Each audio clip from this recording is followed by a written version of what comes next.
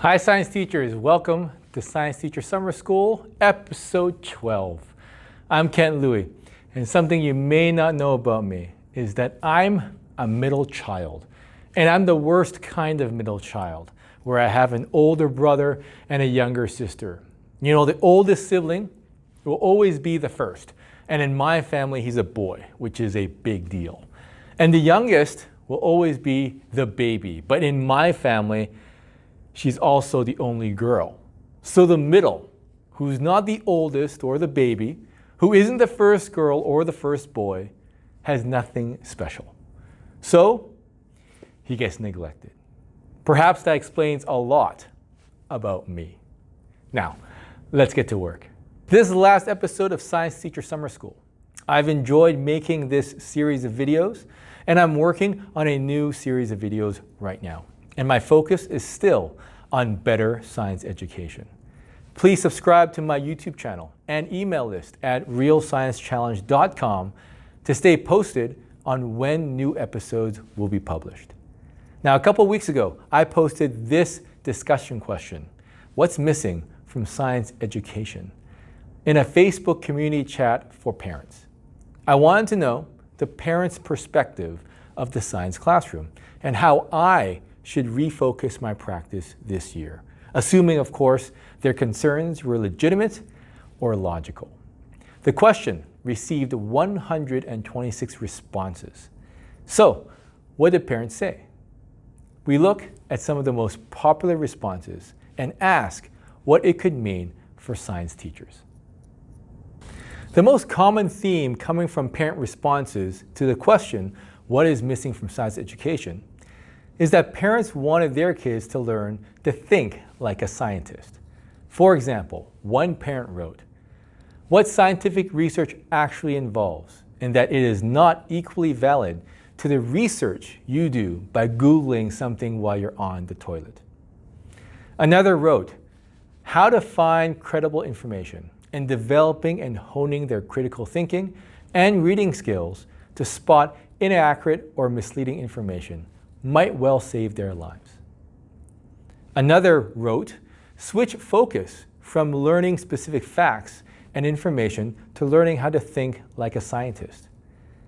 And finally, one of my favorite responses said, on the whole, as a society, we are scientifically illiterate, anti-education, and consider science a political tool of the left and acts against God. Like when Bill Nye was booed fiercely when saying the moon reflects the sun's light. These responses are surprising because I think most teachers have the goal of teaching students to think like a scientist or being scientifically literate.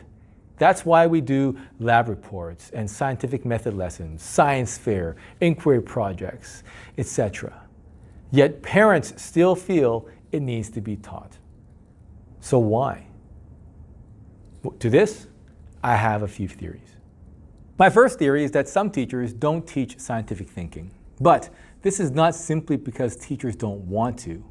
For example, in the lower grades, the focus for most teachers is still reading, writing, and arithmetic. Thus, science is merely a means to help with reading, and therefore science skill isn't really a focus. Also, teachers in elementary school may not have a science background and may feel as though they don't have the science skills to teach science skills. Thus, scientific thinking may not be practiced or taught in elementary school. One option is for teachers to get some more Pro-D in scientific thinking and bring that back into the classroom. Another option is to bring parents who have a science background come into the classroom to share their skills for some lessons. But what about high school science teachers, many of whom have a science background? As a high school science teacher myself, I think we do teach scientific thinking, but many of us may not do it very effectively right now. Time is the typical reason or excuse we use, like there's not enough time for me to go through all the foundational content and do scientific literacy, or there isn't enough time for me to prep another unit or lab activity. Yet, there are teachers who are able to do both, teach science content and thinking and do it well. And I think it's because they've learned how to do content and scientific thinking together.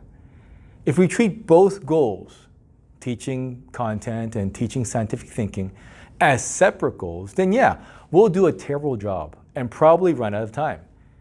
But weaving content and scientific thinking together more frequently and consciously will save time and allow thinking, scientific thinking, to be taught.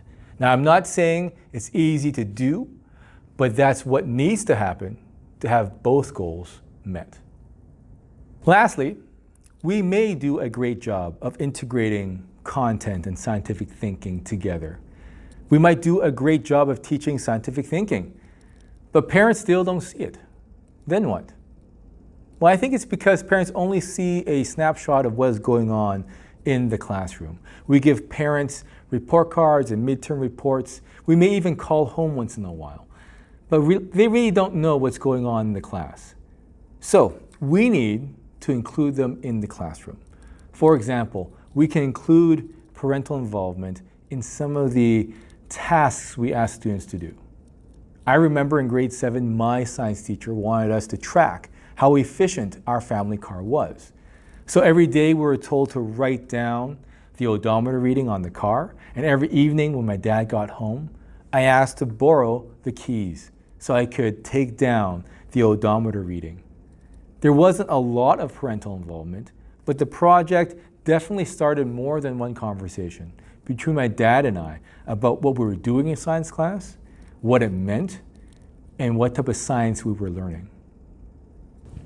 That's all the time we have for this episode. Please leave questions in the comments section below. As mentioned before, this is the last of Science Teacher Summer School 2021. However, I'll be starting a new Science Ed series soon, and I'm pretty excited about it. More details are to come. Subscribe and stay tuned. Thanks for watching. And remember, to science everywhere, every day.